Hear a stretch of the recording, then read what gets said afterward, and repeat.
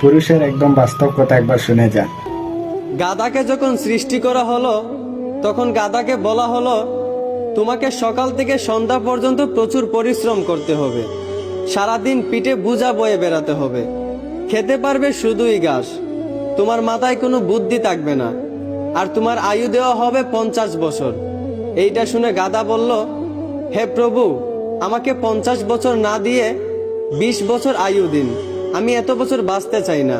সৃষ্টিকর্তা তার এই কথা মঞ্জুর করলেন।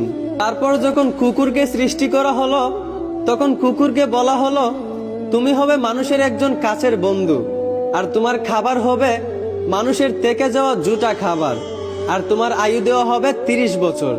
এইটা শুনে কুকুর সৃষ্টিকর্তার কাছে হাত জোর করে বলল, হে প্রভু, আমি 30 বছর বাঁচতে চাই না, আমাকে 30 বছর থেকে 15 বছর আয়ু দিন। সৃষ্টিকর্তা তার এই কথাও মঞ্জুর করলেন।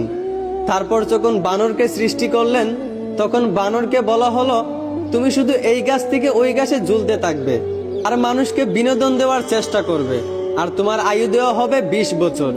এইটা শুনে বানরও হাত জোর করে সৃষ্টিকর্তার কাছে বলল, হে আল্লাহ, আমাকে 20 বছর না দিয়ে 10 বছর আয়ু দিন, আমি এত বছর বাঁচতে চাই না। সৃষ্টিকর্তা বানরের কথাও মঞ্জুর করলেন। তারপর আসলো পুরুষের পালা। পুরুষকে যখন সৃষ্টি করা হলো তখন পুরুষকে বলা হলো তুমি হলে প্রাণীদের মধ্যে সবচেয়ে বিচক্ষণ এবং বুদ্ধিমান, এই জন্য তোমাকে প্রাণীদের শিরোমণি করা হলো, আর তোমার আয়ু দেওয়া হবে 20 বছর।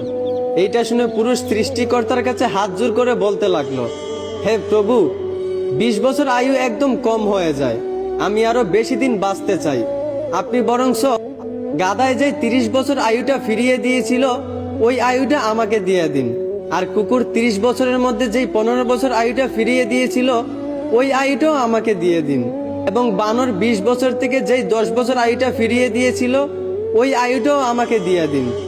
সৃষ্টিকর্তা পুরুষের এই কথাগুলো মঞ্জুর করলেন। তারপর থেকেই ছেলেরা 20 বছর পর্যন্ত পুরুষ হয়ে বাঁচে, আর যেই 30 বছর গাধার থেকে চেয়ে আনা হয়েছিল সেই 30 বছর পরিবারের বোঝা পিঠে বয়ে বাঁচে, ঠিক একদম গাধার মতোই।